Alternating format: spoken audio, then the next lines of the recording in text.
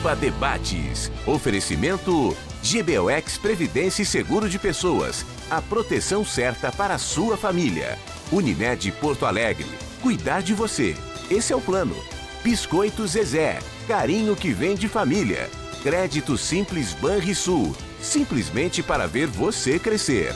E Sistema Osergues Sescope RS. Cooperativismo. A grande força do Rio Grande. Estamos iniciando mais um Pampa Debates. À minha esquerda, Nestor Rain. Tudo bem, Nestor? Tudo ótimo, principalmente depois de ontem lá confraternizamos com o nosso amigo Leonardo no evento dele de assunção à presidência da FEBRAC. Foi um belo evento, né, Paulo Sérgio? Foi. Bom ver o nosso amigo, porque ele certamente vai brilhar no exercício desse cargo. Bom, e eu fiquei mais feliz ainda porque ele entrou na FEBRAC pelas mãos do Finco, chegou à presidência pelas mãos do Finco. Outro Finco... Fez um sucessor de altura. A altura. O Finco foi muito feliz com... Sem dúvida nenhuma. Sem dúvida nenhuma. Com o Leonardo Damac, mas foi um belo evento lá, né? Tu saiu cedo de lá, né? 11 horas. 11 horas, né? 11 horas. Eu saí meia-noite de lá. Mandei. Mas estava bom, estava bom. Excelente, excelente. Com Edson Binchen. Sim. Pena que a prima não estava, a sobrinha dele. Exatamente, estava só o baixo clero, a parte forte da família não compareceu. Não. O Mário Darós estava impossível também. Possível. Cassia Carpes. Tudo bom, Paulo Sérgio? Tudo tranquilo. Um abraço a todos, boa noite aí. Bom programa para nós. Cassia, tu não vai votar pelo momento PTU, né? Não, depois do meu comentário final eu vou falar que hoje teve a constituição hoje da comissão. Sim. Um membro de cada partido, são 12 partidos. Tu vai participar, claro. Não, o Neder, o nosso representante, é o mais governista, né? Então, o Neder ficou lá. Mas eu fui na reunião hoje, vou depois citar o que eu contestei do secretário. Mas é bacana, porque quem fez o projeto todo, esse projeto científico, foi o Sindicom. Bacana. Os empresários que são contra aumento de impostos apoiando impostos. É verdade. Aumento de impostos. Na Assembleia, quando eu era deputado, eles iam lá pedir para nós não votar aumento de impostos. Aí aqui eles querem que vote, não dá, não dá, né? Eu ia lá te pedir para não votar. Exatamente. Eu ia lá. Doutor Marcos Rovinski. Bom, prazer tê-lo aqui. O prazer é meu. Quando eu morava na Laurindo, eu vi o Marcos Rovinski passar tirando o pé das nossas pombas ali na Laurindo. Tentava, mas não conseguia. Temos que nós corríamos. Pelo amor de Deus. As gurias sentadinhas no muro. E ele entrou na banda do Julinho para ganhar as gurias, porque os gurias da banda do Julinho eram os ídolos. Como é que eu ia disputar com o Paulo Sérgio? E ele ia com o instrumento, aquele que tu ia lá. Pífano. Tu vê, ele ia com o negócio embaixo do braço. E nunca ia. Não, e às vezes é fardado. Ia de polaina, aquela polaina da banda. Mas o querido amigo que eu ouvi, agora está tudo equalizado, agora as bombas fogem da gente. Agora está tudo igual. Tudo equalizou, exatamente. Mas como é que eu vou disputar com o Paulo Sérgio? Não. Agora descobri que ele era namorado das gurias. Também com esses olhos azuis aí, como é que eu vou te ganhar? Pelo amor de Deus, não tem como. Diz que quando era jovem, solteiro, viu? O apelido dele era... Eu era um guri pobre. O guri pobre, pô, aí passava lá. Sabe o apelido dele quando era jovem, solteiro? Garoto Propaganda dos Lençóis Santistas. Sônia, tudo fofoca. Não, solteiro. O avô dele era o maior latifundiário do bairro Santana. Tinha uma casa ali. Ele tinha uma loja de... Ele era fazendeiro, tinha uma loja de fazenda, de tecido. Chita, tergal. Quer dizer que hoje teria que pagar muito IPTU, então? O latifúndio, né? Ou ele ia ver se tivesse o... Pegava em armas. Não, mas se tivesse o Marquesão, aí ele ia ver o que é bom pra tosse, que ele ia aumentar o IPTU dele. Mas estou muito honrado de estar aqui e muito feliz com essa recepção, assim, calorosa e denunciadora. E denunciadora. Pô, tua esposa está assistindo o programa? Dona Sônia, né? Não é brincadeira, mas ele era um garoto. Que idade nós tínhamos naquela época? 13, 14 anos de idade. Né? Tu começou a namorar com ela, que idade ela tinha? Aí já... Ela tinha 19. E tu? 28, 27. Esse episódio que eu falei, tu tinha 18, só para deixar. Que bobagem. Uma maravilha. Só para ficar tranquilo. E o nosso tenente-coronel, Luciano Lorenzini Zucco. Italiano, né, que já esteve aqui no programa, que gerou uma polêmica tremenda aqui. Ele que está pretendendo seguir uma carreira política, mas nem definiu o partido. Eu conversei com o general Denardi, Jair Soares, a nossa confraria dos sábados. Ele é obrigado já a ter definido o partido. E E o Denardi também, mas ele disse no programa que não escolheu o partido, tem alguma coisa errada. Depois fiquei sabendo que os militares podem, né, escolher depois. Qual é o seu prazo para escolha de partido? Convenção. Boa noite, Paulo Sérgio, boa noite, essa bancada aqui de luxo, agradeço a oportunidade. Na verdade, o militar, ele da ativa, que eu estou na ativa, então tem algumas considerações especiais e a gente deve escolher realmente na parte da convenção ali de 20 a 15 de agosto, 20 de julho a 15 de agosto. 20 a 5 de agosto. 5 de agosto? 20 a 5 de agosto, as convenções. Isso, então ali nas convenções que eu tenho que definir. É lógico que nós já temos uma inclinação. Nem perguntar. Uma inclinação. Ele tem uma cara de PSL. Uma cara de PSL. Agora é DEM. Vai ser um tenente-coronel batendo continência para um capitão. Imagina. É verdade. Com muito orgulho. Essa é a linha. Agora, quer ver? Ele saiu do último programa que ele participou, saiu na porta, estava a Magda Beatriz esperando ele. Finalmente, porque esses candidatos são todos coroas, feios, finalmente. É milico, é jovem, é bonito. Pronto. Já tem meu candidato. Pronto, resolvendo o problema. Que baita elogio, né? Vou começar com o astral do programa. Ela é muito querida, muito querida. Bom, sim, vai dizer diferente. Se eu fosse tu, eu ia achar a mulher mais linda do mundo. Bom, meu querido Marcos Rovinski, nosso médico, legista durante quantos anos no IML? Eu fui legista no IML durante 26 anos, de 86 até 2012, quando me aposentei. Né? Pô, tu pegou o peso Daut? Peguei, eu estava recém entrando, foi em 88 esse caso, 89, né? Foi. Eu estava começando a minha atividade ainda, né? Mas não fui eu que peguei. Né? Quem foi que fez aquela... foram 2 colegas até que... um até já falecido, era teu vizinho, e o outro eu não recordo mesmo. Sim. Né? Mas fizeram uma boa perícia, mas a perícia foi muito utilizada politicamente, né? Sim. Acho que tinham vários grupos na época se degladiando, disputando o poder ali. Aí a política influiu decisivamente. Muito, nesse caso ali. Um caso impressionante aqui. O Alexander acabou absolvido, casou de novo, se separou da sua Vera e foi arrumar uma moça lá em Erechim, casou, virou prefeito de novo, né? E ficou no passado nós pegamos muito, na verdade, tudo que acontece de violência termina no IML, entendeste? Na verdade, assim, o IML sempre é lembrado em casos de necrópsia, mas nós fazemos 10% da nossa atividade em necrópsias, 90% em atendimento a pessoas vivas, né? Que entram vivas, saem vivas também do IML, né? Então, nós sempre somos lembrados por isso aí. E todos os casos escabrosos, há pouco o tenente-coronel estava falando do caso da moça que foi... executada, né, aqui na capital. Isso certamente isso termina no IML para ser periciado, né? Então, essa é a nossa atividade. A gente convive com o resto da violência. Qual foi o caso mais escabroso que tu pegasse de todos? O que mais despertou a atenção da mídia? Eu até achei que era o do Cyber com Daut lá, mas esse realmente, esse caso estava entrando. Vários casos. Que eu participei, como eu tive... Fosse diretor do IML? Fui diretor. Durante quantos anos? Fui diretor em 97, 98, depois eu voltei à direção em 2003 até 2006, e por fim, em 2011 e 2012, quando me aposentei, era diretor também. Fui diretor em vários governos, digamos assim, né? Quer dizer, tentei ser suprapartidário e técnico, né? Mas, assim, casos escabrosos tem todo dia, mas, assim, um que me chocou muito foi de um conhecido meu, que foi assassinado em casa, né, por 2 indivíduos que entraram na casa dele, e a maneira como ele entrou foi um troço. Fui chamado lá embaixo, olha, tem um colega médico, né, e o sujeito estava absurdamente agredido. Desfigurado. Assim. Estava desfigurado, mas já sabia enrolado. Sim, quando eu li o nome, vi, né.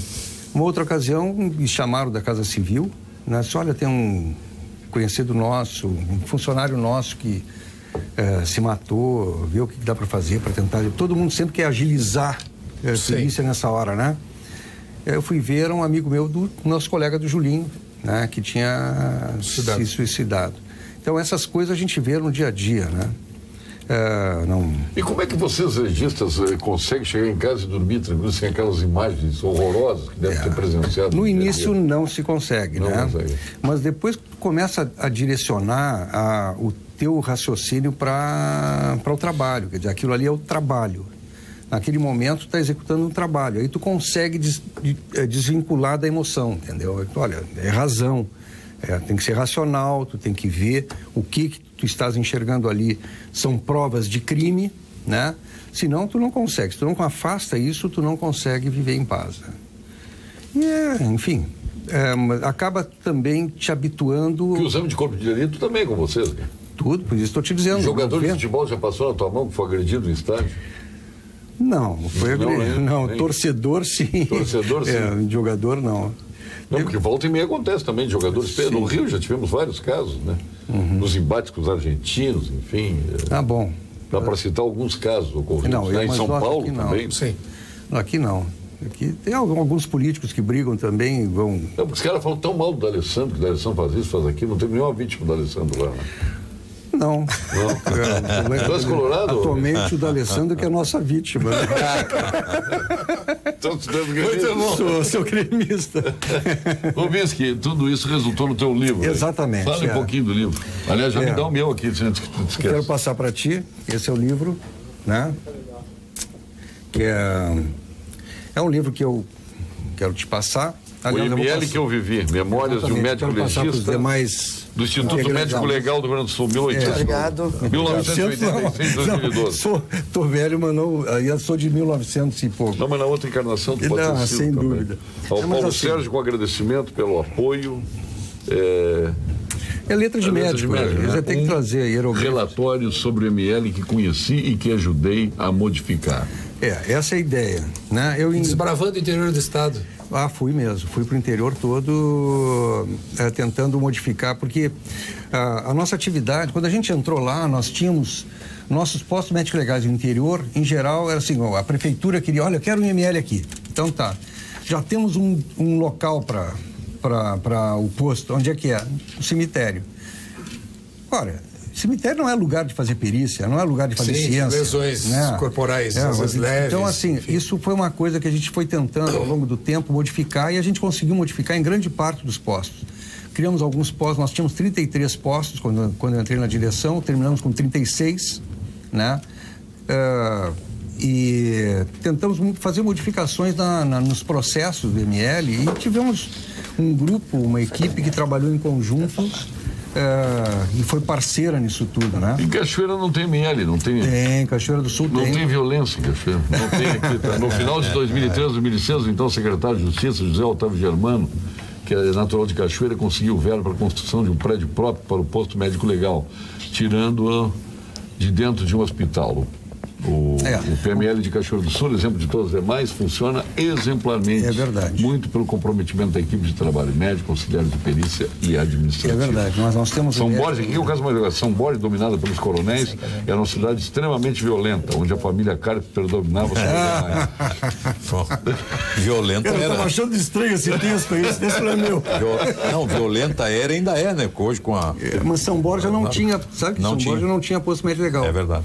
Quando eu entrei em 99 eu fui a São Borja, e o pessoal do Hospital Ivan Goulart foi que é o único atualmente.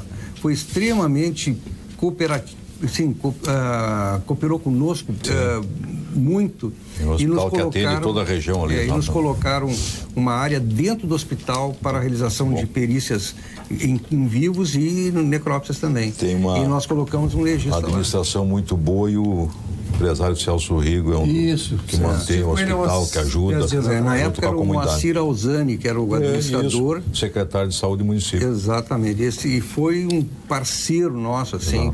Então, assim como São Borja, Cachoeira do Sul, nós conseguimos fazer muitas modificações no interior do estado. E aqui em Porto Alegre... o Paulo Sérgio não residia mais na cidade nessa época. Não. Você conseguiu fazer alguma coisa? Isso aí conseguimos. Quando for para lá, o Paulo Sérgio vem embora para cá. Deixa eu anunciar a nossa vereadora Mônica Leal, aliás, uma coronela ao lado de um coronel, né? Olha que bonito. Olha, dá para focar os dois aí. Olha que beleza. Paulo Sérgio vai jogar uma intriguinha agora entre vocês. Eu até... porque... Tu não era firme família verde oliva não pode ter intriga. Claro. Mas eu até... que tu não era firme ideologicamente, que tu era meio diferente, meio rosa, tu era meio... Eu até achei que o nosso... Diga agora. Eu até achei que o nosso coronel Zucco fosse do PDS, né, do PP ou da Arena, do PP, porque ele tem uma rica cara de arenista. Poderia, eu gostaria muito, sempre a tempo, né? Seria uma bela aquisição, família verde oliva, por que não? Mas para que partido ele vai, imagina-se? Dá uma olhada para ele. Ela sabe. Como ele é pré-candidato estadual como tu, Mônica. Mas qual é o partido que ele vai? No partido do Bolsonaro. O Bolsonaro já tem partido? Sim. Mas é dele o partido? Não. É modo de dizer, porque para mim é um partido... o PSL, é um partido tão novo para mim que eu gravei mais pelo fato do Bolsonaro ter saído do nosso partido. Concorrer sobre essa sigla. Sobre essa sigla. Tem muitos partidos. A verdade é que nós somos um partido demais, o que é um absurdo, né? Poderia ter menos partidos. Mas...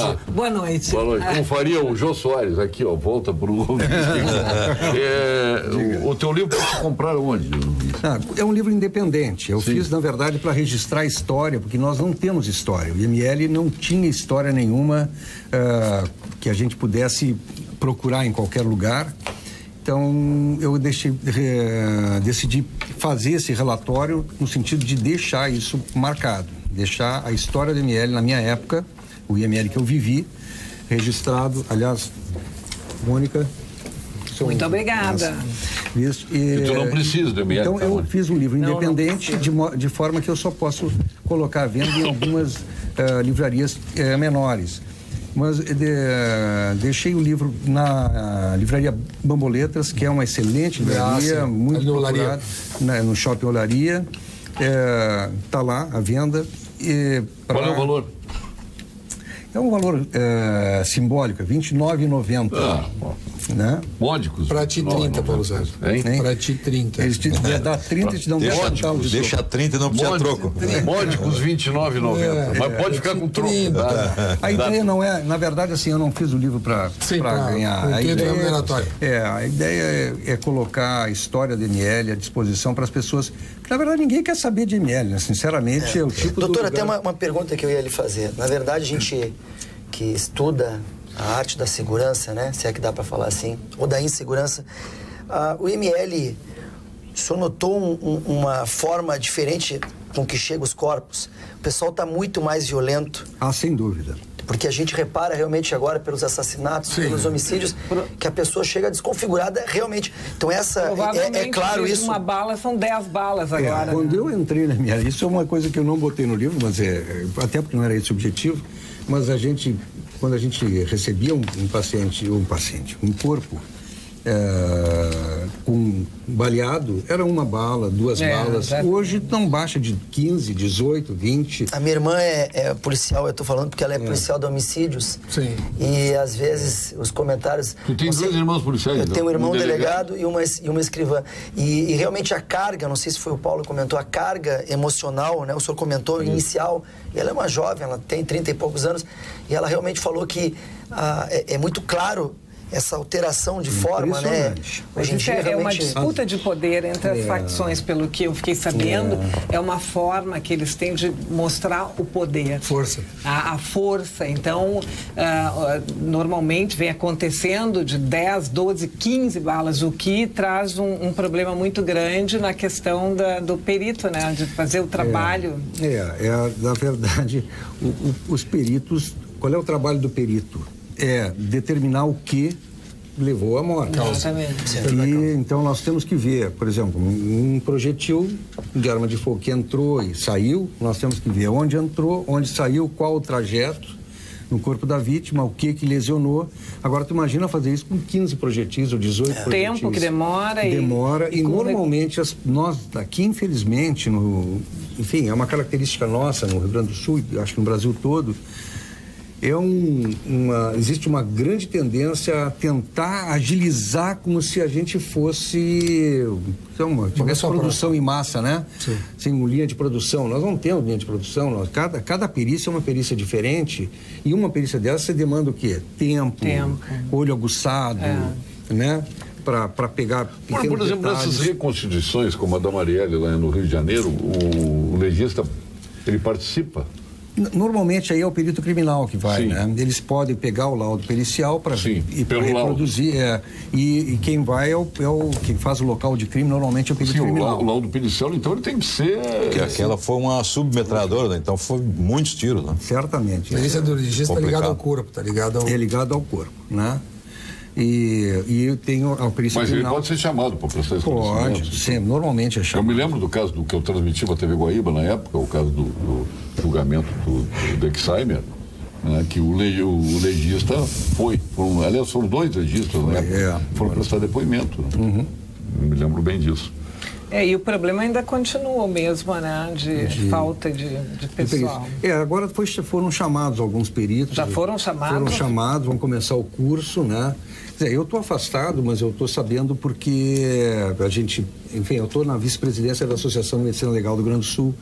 Então, foram chamados. É um número restrito ainda, mas foi possível, certamente. Na verdade, nem consegue substituir as pessoas que saem, né? Vão se aposentando e tu não consegue fazer a reposição. Existe um banco de reserva, digamos assim, que certamente será chamado pela necessidade. Então, eu não sei se são 30 e poucos médicos agora que vão entrar para abastecer o interior, que está carente, né? E posso que nós tivemos que fechar, né? Novo Hamburgo foi fechado. Não, foi fechado. Canoas foi reduzido. Grande. Hoje em programas de televisão, séries, etc., nós temos pequenos demonstrativos e às vezes até alguns documentários do nível de especialização que chegaram os países modernos em relação a periciar cadáveres, né? A esse trabalho que o Dr. Marcos se dedicou durante tempo. Vendo o documentário desse, o senhor não imagina assim, puxa, eu sou um advogado trabalhando com uma máquina de escrever no interior do Ceará e os caras estão em São Paulo. A diferença, assim, em termos de potencial científico à disposição dos países modernos é uma coisa. Mas isso em tecnologia, porque assim, a capacidade... Não, tecnologia. A capacidade dos nossos peritos é de primeiro mundo. Não, isso não há dúvida, mas eu estou dizendo o que a pessoa tem à disposição para desvendar é uma coisa, é um abismo. Coincidentemente, eu cheguei lá da Expo Inter, da posse do Lamarck, e cheguei em casa passando um documentário sobre a morte da modelo, aquela que foi assassinada, namorada do Oscar Pistorius. Sim. E o trabalho na África do Sul. Me lembrei até que tu vinias aqui, na África do Sul, o trabalho do legista, né, que foi feito no corpo dela. Foi uma coisa impressionante, porque ele declarou que atirou através da porta, né? Ele matou através da porta pensando que era um ladrão, entre aspas, né? Foi condenado a 6 anos, depois passaram para 15 anos. Isso, houve um segundo julgamento, exatamente. Segundo julgamento. Mas ali foi uma coisa impressionante, me chamou a atenção, até me lembrei, amanhã o Marcos Comis que vai estar lá, vou tocar no assunto. Isso é uma coisa interessante, a partir do que tu falaste, Nestor. Mas quem é que, essa questão, porque eles detectaram fragmentos da porta na bala, é a bala, né, que chama? O projetil. O projétil. Fragmentos de madeira, porque realmente o tiro confirmou que tinha passado através da porta, né? Não, aí se faz isso vocês que fazem? Nós retiramos o que nós fazemos assim, nós retiramos para entrega para a perícia, que é do departamento do laboratório, que era antigamente departamento de criminalística, hoje tem perícia de laboratório, é um departamento independente, onde fazem DNA, fazem esse tipo de perícia em materiais e tudo, né? Paulo Sérgio, tu que viste o Pistorius, tu sabe se ele está esperando algum grau de jurisdição ou já está cumprindo pena? Não, está cumprindo pena. Não, está cumprindo pena. A África do Sul é muito subdesenvolvida. Está cumprindo pena, não deixaram ele... Não deixaram ele voltar a ser atleta. É uma responsabilidade, olha... Ele não pôde, ele reivindicava participar de Olimpíadas, então ele não conseguiu participar de nenhuma Olimpíada. Eles deixaram ele fora, ele não conseguiu. E o pai dele é muito rico, né? O pai dele, muito rico. A propósito que o Nestor falou, então, eu acho que é importante, sim. Quando eu entrei no IML, na verdade, o IML, o legista, a atividade médico-legal era uma atividade secundária. Em que ano que o senhor entrou? 86. Então pegou teu pai de segurança? Pois é, eu fiquei pensando... Não, eu acho que não. Não, teu pai já tinha deixado. Mas,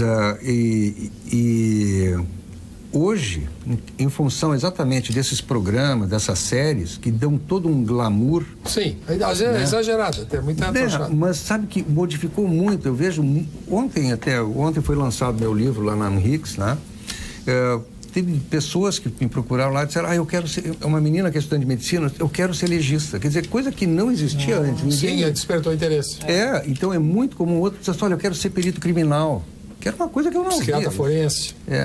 Aliás, psiquiatria forense foi uma coisa que nós criamos dentro do ML, porque antes o pessoal ia para o IPF, né? Hoje nós temos a perícia... A nossa cadeira no direito era medicina legal e psiquiatria forense. Esse uma formação básica, assim, né? Era uma cadeira de um semestre, mas era muito interessante. Hoje nós temos um serviço de psiquiatria forense dentro do ML, que isso é uma coisa interessante de falar, que eu acho que pouca gente sabe. Muitas vezes, abusos ou violência contra criança e contra mulheres não ficam no corpo, né? Ficam na alma, mas não ficam no corpo. Sim. Quer dizer, e nós temos, então, serviço de perícia psíquica para crianças que é dentro do Hospital Presidente Vargas, não é nem dentro do ML. Nós descentralizamos para atender crianças e pretendemos mulheres também, porque o Hospital Presidente Vargas é um hospital materno-infantil, tem essa vocação, e a gente colocou então peritos médico-legistas dentro do Hospital Presidente Vargas para periciar dentro de um ambiente onde tem psicólogo. Mas vamos agora... Peritas, muitas? Tem. Mulheres o quê? Peritas. Peritas bastante. Vamos agora ao Minuto do Sesc aqui no Pampa Debates. Minuto Sesc. Sesc, a força do sistema V-Comércio ao seu lado. Na última quarta-feira de maio acontece o Dia do Desafio Sesc, que incentiva as pessoas a saírem do sedentarismo, realizando 15 minutos consecutivos de alguma atividade física, despertando assim as pessoas para uma vida mais ativa, prazerosa e saudável. Enquanto a data não chega, vamos ajudar. Até o dia 30 de maio será possível doar tênis e chuteiras para crianças e adolescentes em qualquer uma das unidades do Sesc aqui no Rio Grande do Sul. Para saber mais sobre o Dia do Desafio Sesc, acesse o site sesc-rs.com.br/Dia do Desafio e participe assim do Desafio Sesc. Você se mexe e o mundo mexe junto. Uma realização do Sistema Fê-Comércio RS Sesc. Minuto Sesc. Sesc, a força do Sistema Fê-Comércio ao seu lado. Agora, aproveitando o Sesc, aqui no Brasil tem algumas figuras que mexem no que está certo. O Sistema S é um sucesso, é empreendedor, é realizador, das poucas coisas boas que nós temos, entre eles a incorporação militar, o serviço social praticado, que é pouco defendido até, com a incorporação da meninada no Exército, né, transformando a vida de jovens, passando a fase de adolescente para adulto. Eu acho que o quartel é uma coisa fundamental, mas querer mexer no Sistema S, 25% da arrecadação para comprar do Alexandre Moraes. Para comprar armas, armamento, para aparelhar. Vem cá, ou eu estou muito louco, tio, ou tem alguém mais louco que eu. Porque passar a vida inteira dizendo que a solução do país começa na educação. Porque eles querem terminar com a educação para passar para a segurança. Querem terminar com esse excelente... Imagina, fechando... Não é só o Sesc, aí nós temos Senac, tem Senai, tem Senar, tem Senac, tem tudo isso, tem SEST, tem tudo, Senat, tem tudo. Aí querem tirar o dinheiro que traz um benefício que não é do governo, o dinheiro não é do governo, é o dinheiro do empresário, que o governo administra. Para contribuir, né? Esse dinheiro é retirado do empresariado, exatamente o empresariado participa disso, porque eles assim, para beneficiar o trabalhador, vai haver formação profissional, vai haver promoção social e, portanto, e há êxito nisso. Esse dinheiro que é do empresariado e que vai para esse setor ainda é controlado pelo Tribunal de Contas da União, com auditorias consistentes e auditorias internas que são feitas pela própria entidade. Pois bem, esse dinheiro que não é do governo, o governo quer se apossar do dinheiro que vem dos empreendedores para fomentar o empreendedorismo e retirar 25%. Que está na única coisa. Com a chancela, com a fiança de um ministro do Supremo, que não deve ter o que fazer, porque aqueles processos todos lá por julgar, porque veja que... Então eu não estou louco. Veja só, juízes de primeiro grau já julgaram 20 processos com instrução. Lá, agora, estão prescrevendo o processo, não fazem a instrução dos processos que eles avocaram para si, ou a própria ordenamento jurídico avocou para si, para o Alexandre Moraes, para o ministro Alexandre Moraes, desculpe, ministro, se meter num assunto como esse para fazer essa M que tu está dizendo aí. Que foi secretário de Segurança de São Paulo. Exato. Mas eu não estou louco, então. Tem mais gente mais louca. É igual o Fernando Henrique Cardoso. Fernando Henrique Cardoso resolveu desincorporar em meio ao serviço militar. Quer dizer, foi o dia mais triste que o Exército Brasileiro viveu. Foi aquela meninada saindo chorando do quartel. Queriam continuar e, no entanto, Fernando Henrique Cardoso disse que não tinha dinheiro para comida. Filho de militares. Ele é neto de general e filho de general. O meu pai sempre responsabilizou ele muito por essas questões, né, que aconteceram. E agora essa aí, tio, o que vocês acham disso aí, tio? Não, eu acho que não tem cabimento, né? Se apostar num dinheiro que não é deles, que é um dinheiro direcionado justamente para isso, para a formação através de entidades como o Senac, como o Senar, como o Senai, e do lazer e da cultura do trabalhador, para comprar armamento. Isso é do orçamento do Estado. O Estado tem que se virar com o orçamento que tem. É a contramão, né? É a contramão do correto, né? Quer dizer, o Estado se apossando do que já se paga uma enormidade de imposto, né? O Estado é enorme, macrossômico, né? Perdulário, aí vai se apossar demais, retirar dinheiro de programas que são sociais, que são da comunidade. E que são cada vez mais necessários para a formação de um cidadão, né? E isso justamente a gente não consegue entender por que existe uma diferença tão grande entre o discurso e a prática. Na realidade, isso já acontece. Vamos fazer uma comparação. O FAT, Fundo de Amparo ao Trabalhador. O que há esse é um dinheiro do trabalhador, que tem que voltar para o trabalhador. A mesma coisa, o Sistema S.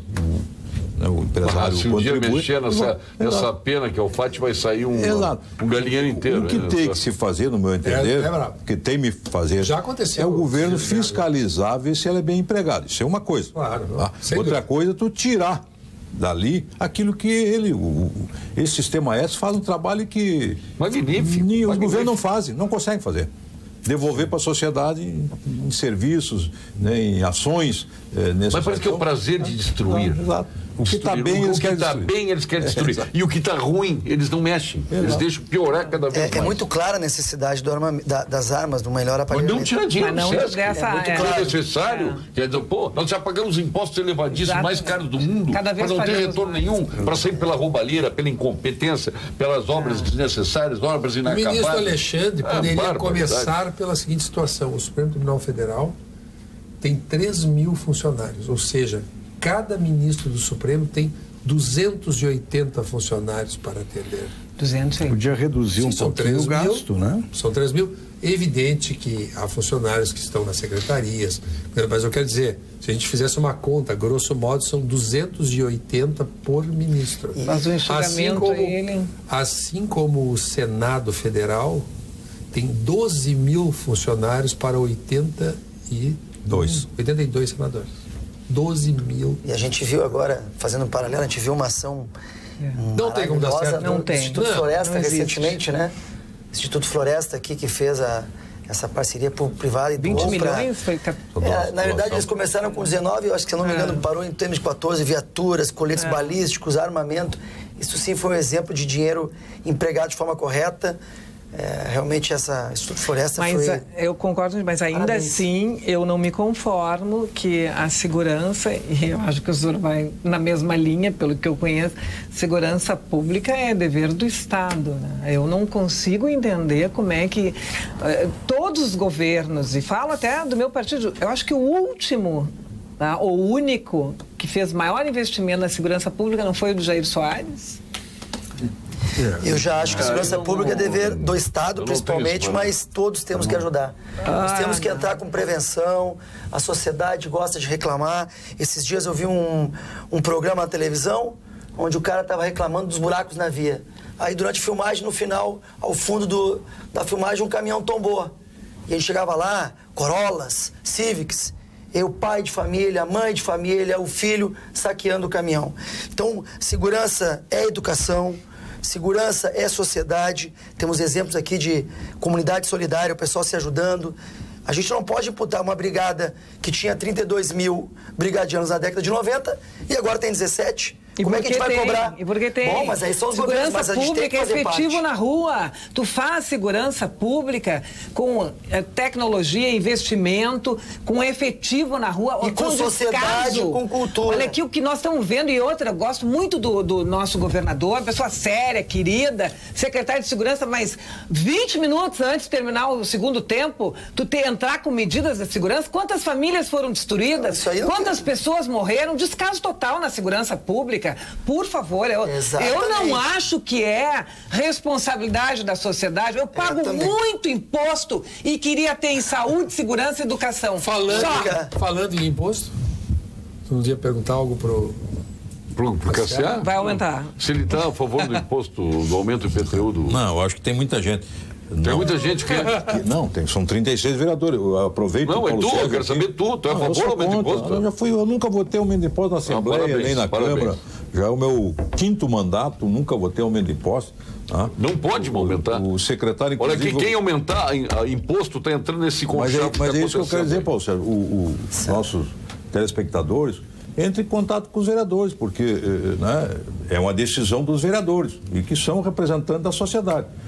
O secretário usa o seguinte, usou hoje o termo assim, mas o IPVA está maior que o IPTU. Está maior, mas 1 milhão de pessoas não pagaram IPVA, está muito caro, que não ajeita as estradas, a cidade está cheia de buraco, estraga os carros, isso tem custo. Verdade. Naturalmente, não é assim. O IPTU, quando aumentar, vai também pegar no aluguel. Quem é que paga o IPTU? É o inquilino. Claro. Ele tem. Então aí soma luz, água, condomínio, traz um transtorno para a sociedade. Não é por aí. O imposto de renda, ele diz, sobe a taxa ali, o nível do teto. Sim, mas não sobe aquilo que hoje é 1903. O PT consolidou isso. Nem o PT não aumentou. 1903 até 1903 1903 é isento. Mas hoje tinha que estar nos 4 mil a isenção. Eu quero saber, Nestor, só um pouquinho, isso aí para acrescentar. Eu quero saber por que vai se reduzir o imposto dos terrenos baldios em Porto Alegre.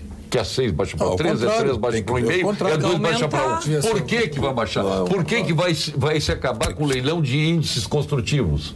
Existe alguma coisa por trás disso aí? É isso que eu quero saber. Não, agora a prefeitura tem que explicar. Eu ouvi atentamente as explicações sobre a questão dos impostos.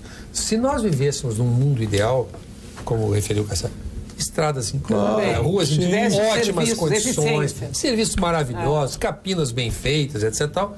Esse argumento de que deve haver uma até porque nós já pagamos o IPTU de 2017. Mas acontece ao cabo, que é o que foi referido aqui por vocês. 2018. É um momento de imposto e ninguém aguenta mais pagar. As pessoas não aguentam mais pagar. Que tem que ficar claro. Então não venha com correção e justiça agora, entregando para nós, cidadãos, um mundo injusto, um dia a dia injusto, um dia a dia cinzento, feio. Não, olha, tem muito desemprego, tem salários parcelados. Empresários apoiando.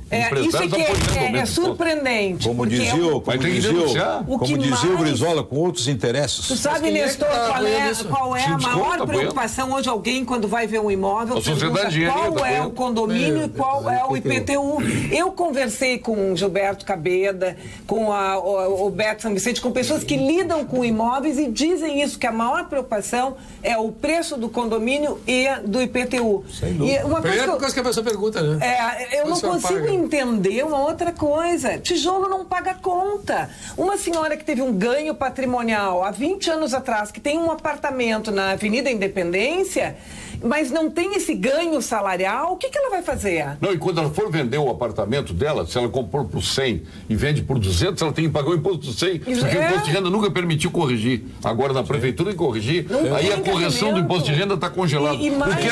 O que beneficia a cidadania, tu congela e não deixa acontecer nada. O que prejudica, vamos alavancar. Sempre mexer no bolso.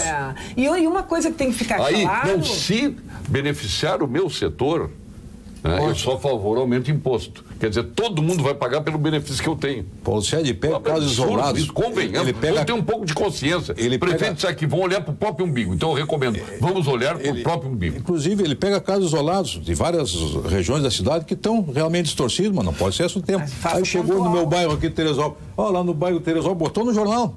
Tem um imóvel de 1,5 milhão.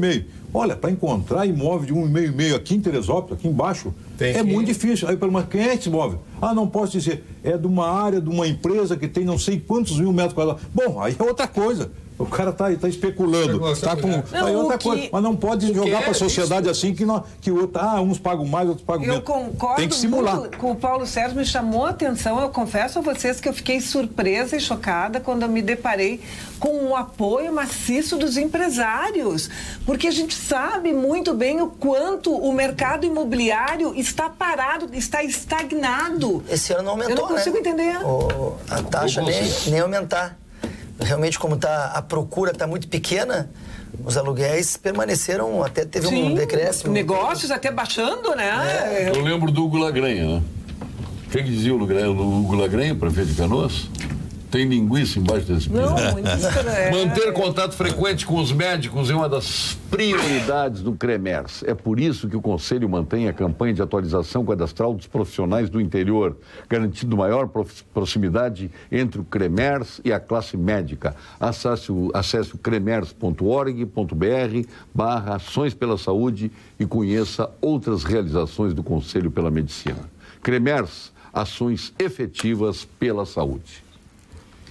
A Vinhos do Mundo é como vocês, apaixonados por vinho, apreciam os melhores Malbecs, o singular Carmener, os tradicionais vinhos de Portugal, os inconfundíveis champanhes e a melhor expressão da Serra Gaúcha. Por isso, trabalha para que você aproveite os melhores rótulos do mundo inteiro. Saiba mais em www.vinhosdomundo.com.br. A Unicred é a instituição financeira cooperativa que acredita que realizar é estar junto. Por isso está sempre ao seu lado, transformando investimentos em resultados e oferecendo as melhores soluções para as suas oportunidades virarem grandes conquistas. Procure a unidade de negócios mais próxima e saiba como o cooperativismo pode fazer parte da sua vida. Unicred, mais valor para você. Vamos agora ao quadro de saúde com o nosso PhD em Oncologia, titular do Clínicas, Ernesto Ornelis, sócio fundador do Instituto Oncológico Kaplan, mais jovem membro da Academia Brasileira de Medicina, presidente da Sul Rio Grandense e presidente da Bienal do Mercosul. O nosso amigo Gilberto Schwartzman. Fale, doutor Gilberto. Boa noite, eu sou o professor Gilberto Schwartzman, sou especialista no tratamento do câncer. Eu gostaria de chamar a atenção dos senhores e senhoras para alguns avanços muito importantes no tratamento do câncer. O câncer de pulmão, por exemplo, é um dos maiores desafios da medicina dos nossos tempos. É o câncer de maior mortalidade no planeta, pois surgiram novas estratégias de tratamento que são revolucionárias contra esse tipo de tumor. Hoje há tratamentos disponíveis, os quais são muito mais eficazes e seletivos contra a doença, e foram desenvolvidos para neutralizar de forma muito específica a ação de proteínas anormais que fazem esses tumores crescerem. Converse com seu médico sobre isso. Obrigado, doutor Gilberto. Nós estamos debatendo essa questão da prefeitura, e mais o olhar que a gente passa pelo Brasil, passa, obviamente, pelos impostos. Não se consegue entender impostos tão elevados e serviços tão mal prestados. É uma coisa impressionante. Nós não temos retorno nenhum do imposto que pagamos. Isto é lamentável. O Edmar Baixa cunhou aquela expressão, a Belíndia, né? Sim. Impostos da Bélgica e serviços da Índia. Ele foi muito feliz nessa expressão. E creio que foi ele. Mas é a primeira coisa que os governos pensam. Eles falam uma coisa naquela ficção da televisão, aí chega, mal termina o pleito, olha, vamos ter que aumentar imposto porque a receita está muito baixa. É mais problema de gestão, às vezes, do que de receita. Gestão, corrupção. Corrupção, impunidade. Impunidade. Que eu aprendi com meu pai, acho que desde pequeno, porque ele era político, que a palavra de um político é todo o seu patrimônio. Eu me lembro que na campanha do prefeito Marquesan e do vice do Paim, foi falado, perguntaram para eles, o senhor pensa, tem como planos aumentar impostos? E foi falado solenemente que não.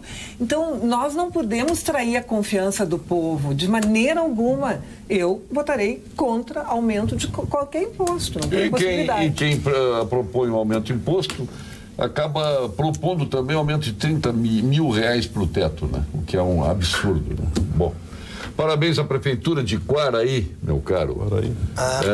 Que teve a coragem de mexer no tabu, que é a conscientização das pessoas terem filhos. Quando se tem estrutura psicológica e financeira e podem provê-los, temos que incentivar a ter filhos. O Marcelo Portes. Concorda com isso? Boa ideia. Eu concordo. Tem que enfrentar, né? Tem que enfrentar. Nós temos que entender que as famílias têm que ser estruturadas, orientada. Várias famílias. Só que o crescimento da natalidade ocorre onde não pode ocorrer. Exatamente. Aí não tem nenhuma campanha. Uma família hoje nada com. Exatamente. A gente não tem. Já estamos com problema na saúde, na educação. Claro que nada com a Quaraí, a gente conhece quase todo o estado. Quaraí é uma cidade pobre. Pobre. Sim. Que é da agricultura especificamente. Nada, mas, portanto, as pessoas têm que também ajudar a prefeitura. E a gestão da prefeitura, desde o Gadré, é muito boa, por sinal. Carlos Gadré. E essas crianças que não vão ter uma educação, um ensino de qualidade, vão acabar também sendo cooptadas muitas vezes por crime, a droga. Vão acabar as drogas. Então, eu acho que também parabéns ao prefeito de Quaraí. Eu vi que teve muita polêmica, mas as pessoas têm que se posicionar.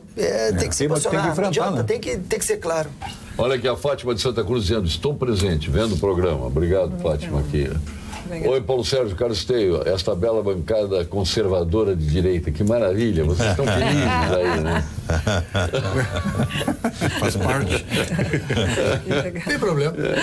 Aqui com muito orgulho. Mas olha, direita mesmo aqui, extrema direita é só o Paulo Sérgio. Os outros pode ser de direita, mas o Paulo Sérgio é de extrema. Eu sou extremo direito, eu sou pelo direito. Está completamente equivocado. Mas é o seguinte, eu não me preocupo com essas expressões que cunham. Imagina a vergonha que eu teria se eu pertencesse a uma corrente de pensamento que não toca no assunto da Venezuela. Ou alguns malucos que ainda a gente vê na Câmara, muito. Então, vamos dizer assim, eu ficaria muito triste se eu apoiasse a Venezuela, se eu apoiasse um regime como a ditadura cubana. Isso me envergaria. Coreia do Norte. Porque eu, particularmente, procuro manter minha coerência. Nunca apoiei Pinochet, nunca fui favorável a golpes de nenhuma natureza.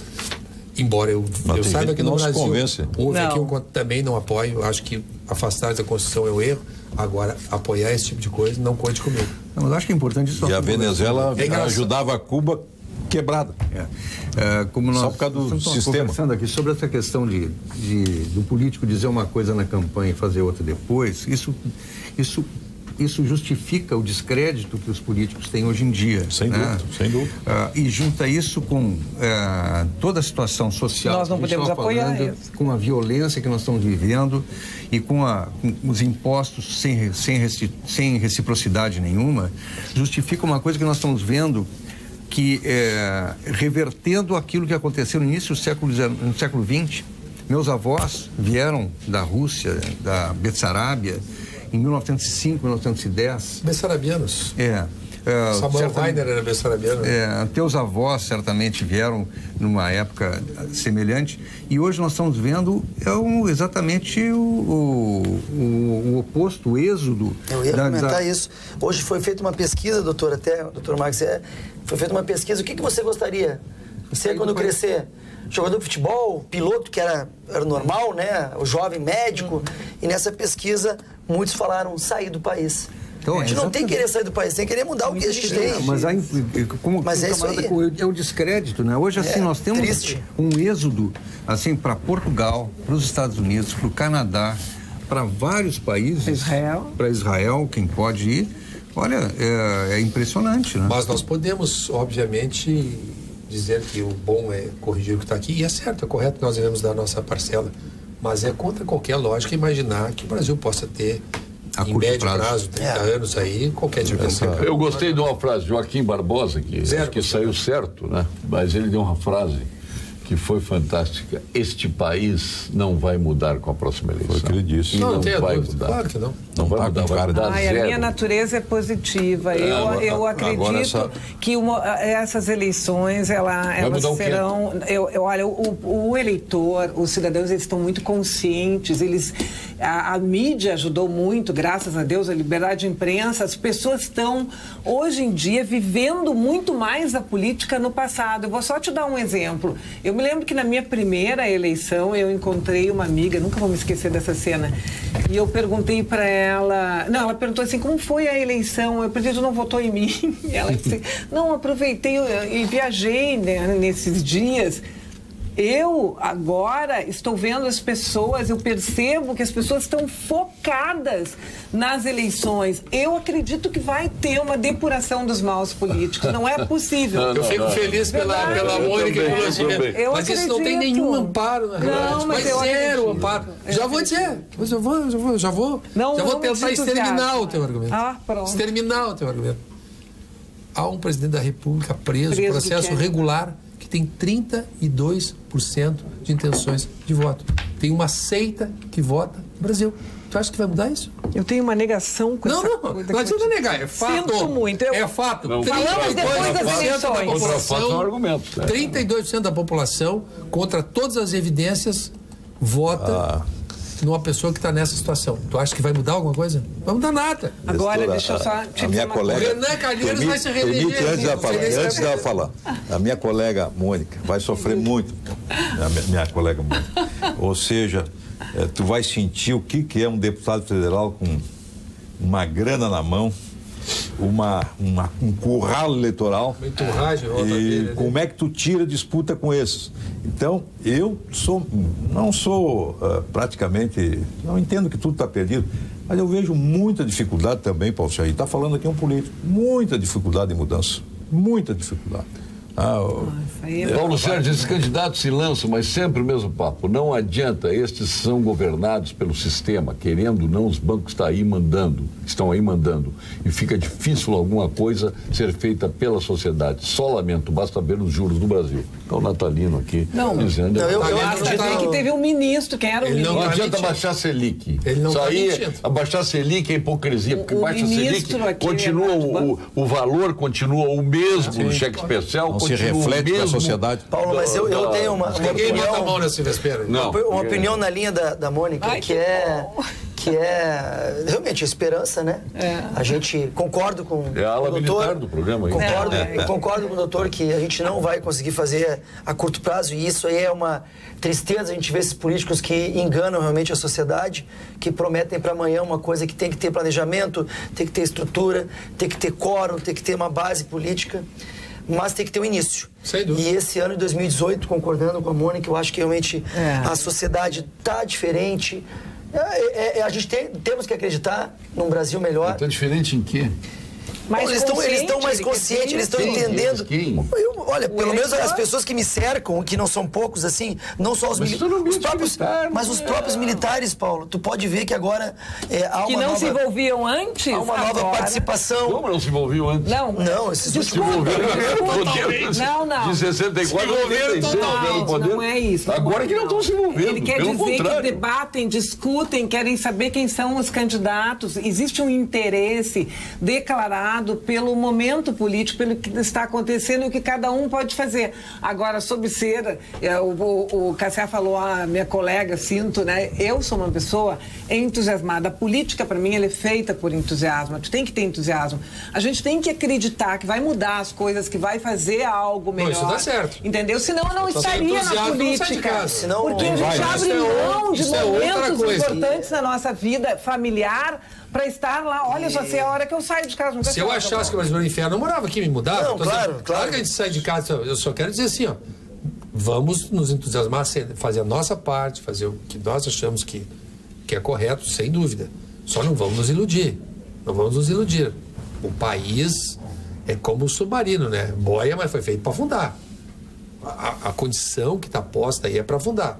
Vamos a um exemplo. Sistema de previdência.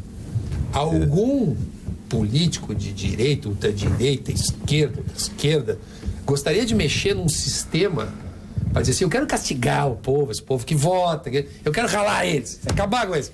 Não, aí tem cálculos, a Previdência está afundando. Então vai ter que primeiro começar a atrasar o sistema de Previdência, como atrasar no Rio Grande do Sul, explodir o sistema, para aí começar...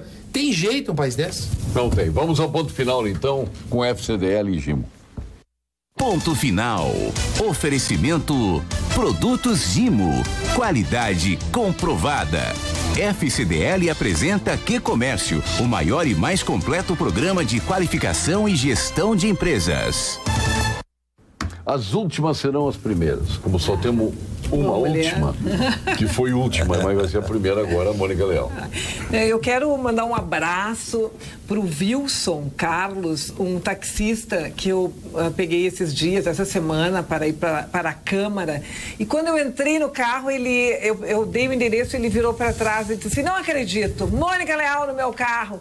Aí ele falou assim, eu lhe assisto no Pampa Debates, diga para o Paulo Sérgio que eu sou fã do programa, e ainda disse mais, né, que ele gosta muito do desembargador aposentado, o Genário, e o Pereira Lima, é teu fã. Só direito, que eles querem só direito. Meu fã. Um grande abraço para ele e fiquei muito feliz em que ele... Como é o nome dele? É Wilson Carlos. Um abraço, Wilson Carlos. Vamos ao nosso Tenente Coronel, o homem que comandou lá a passagem de comando, vice. A passagem de comando lá do Pujol pro Mioto lá. Eu só gostaria de... Eu fui ministrar uma palestra e conversar com alguns amigos da Brigada, da Polícia Civil, e eu quero agradecer essas duas instituições que são maravilhosas. A gente está vendo o quanto eles estão combatendo o crime, e a minha homenagem singela a esses dois órgãos, junto com a SUSEP, Guarda Municipal, enfim, os nossos órgãos de segurança pública que fazem o que podem e o que não podem para manter os gaúchos, ou tentar manter os gaúchos em segurança. O ML que eu vivi, as memórias do médico legista Marcos Rovinski. Seu ponto final. Bem, o meu ponto final é agradecer aos colegas e amigos que foram ontem lá na MRIX para o lançamento do livro e que me ajudaram nas mudanças que a gente tentou empreender e conseguiu dentro da instituição, né? E agradecer o convite, colocar à disposição o livro. Né? Cada vez que eu te vejo, eu me lembro da minha infância lá. Das gurias lá do gurias. Dona Sônia, tua esposa, né? Sônia. Olha aí, não, olha aqui, ele era xerife lá, né? Ele era xerife lá no bairro Santana. Não, esse era tu. No caso da Laurinda era tu. A Sônia e a Aurinha devem estar muito felizes aqui. Bom, a Aurinha sim, casada comigo, só pode estar. E a Sônia com ele, claro. Então eu queria colocar à disposição, o livro está à disposição lá na Bamboletras, no Shopping Olaria. E, enfim, eu estou à disposição para outros convites. Grande, Mário. Obrigado pelo livro aqui, pela dedicatória que é mais importante. Cassia Carpes, seu ponto final. Olha, por mais que eu esteja um pouco desesperançoso, eu nunca deixei de votar. Embora não seja candidato, vou votar. Tá? Fala-se dos jovens. Eu vejo os jovens muito desesperançosos. Mas tem várias razões também. Muitos vão embora para o exterior porque aqui não está o seu candidato de presidente. Tá? Muitos vão embora porque não me dão oportunidade. Tem que ficar aqui. Está faltando jovem na rua. Eu fiz vários eventos aí, faixa de 40 para cima. Os jovens às vezes levam lavagem cerebral dos partidos e botam uma viseira. Os jovens é que vai mudar esse país. Tá? E automaticamente não adianta ir embora, tem que ficar aqui e lutar, mas para uma política séria, transparente. Não essa política que vocês, muitas vezes, os jovens, ficam enraizados nos partidos, levando lavagem cerebral como uma viseira. Então, acho que há esperança sim, mas realmente esse sistema que está aí, Paulo Sérgio, o sistema, se esse sistema não mudar, Mônica, tu vai sofrer como eu já sofri. Um dia eu vou escrever todas as coisas que eu vi e o que eu passei dentro do parlamento, seja deputado ou vereador. Às vezes é chocante. Meu caro Nestor Heinz, dentro desse caos tem o oásis, que e as minhas palavras são para o Marcos Rovinski, que dentro do poder público ele exercitou primeiro a sua capacidade administrativa. Tem outro médico também importante, foi o doutor Bolo, hein? Sim.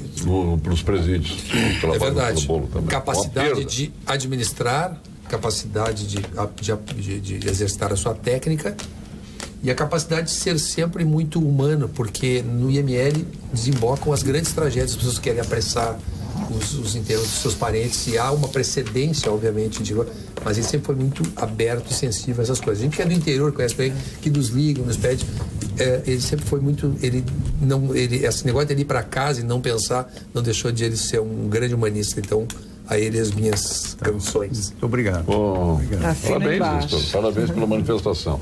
De aniversário hoje, o Paulo Valmir, está de aniversário, nosso querido amigo e parceiro. O Rafael Bess também, filho do Hernani Bess, nosso glorioso Hernani viajando. Juíza Maria Silvana Rota Tedesco, o juiz Renato Barros Fagundes, Eloy Guimarães. Eloy Guimarães. Pai de Paulo Guimarães. Do nosso um abraço do Dr. Paulo Guimarães, né? Dr. Paulo Guimarães. O Wilson Miller também de aniversário hoje. Pipa Germano, meu conterrâneo lá de Cachoeira. Um abraço ao Pipa, o Carlos Fleck também, um time aqui de aniversariantes entre tantos aqui. Daqui a pouco tem um evento da Coca-Cola FENSA do Brasil, lá no Bourbon Shopping, que eu não vou conseguir porque o evento já está rolando, né? E outro evento aqui da Consulado Geral do Uruguai, uma palestra Língua Sem Fronteira, português e espanhol no Rio Grande do Sul e no Uruguai. Aliás, quem deveria estar lá, obrigatoriamente, é Nestor Rain. Que esse tem fazenda. Querido país também. Esse tem dupla. Ele doble chapa e tem fazenda dos dois lados, né? Fazenda bota um pé de um lado do outro. Eu tenho uma chácara no Uruguai, mas é o seguinte, eu tenho medo de ser antipatizado, mas no fim a verdade vence, né? Eu sou torcedor da seleção do Uruguai. Que legal. Talvez essa briga de vocês brasileiros, pra gostar a vida com de Neymar, com Roca, não. Olha aqui, ó, o pão de mel da Zezé pra vocês. Eu tô com a minha Celeste. Olha aqui, pão de mel pra vocês. Vamos ver o pãozinho de mel. Tem duas seleções pra torcer, então. Aliás, Paulo Sérgio, o Grêmio fez agora uma camiseta em homenagem ao Uruguai. Celeste, igual a camiseta do Uruguai, uma camisa linda. E eu já vou compromisso contigo de trazer essa camisa. Não foi a que nós jogamos? É bom esse pão de mel lá? Não era? Muito Nós bom. vamos jogar agora lá, provavelmente, na inauguração do Estádio Nacional. Na abertura, o Grêmio deverá jogar, o que muito me envaidece, me alegra. Bom, maravilha. Obrigado, Mônica Leal. Obrigado, Coronel Zucco. Meu caro Marcos Alvins, parabéns pelo livro de novo. Obrigado, Nestor Rain, Cassiá Carpes. Boa noite a todos. Sucesso a todos. Retornaremos amanhã com mais um Pampa Debates. Até lá.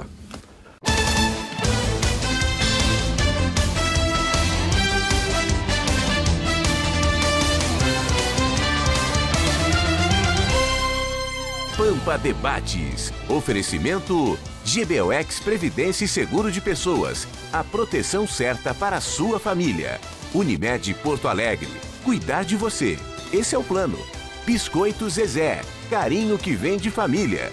Crédito Simples Banrisul. Simplesmente para ver você crescer. E Sistema Osergues Sescope RS. Cooperativismo. A grande força do Rio Grande.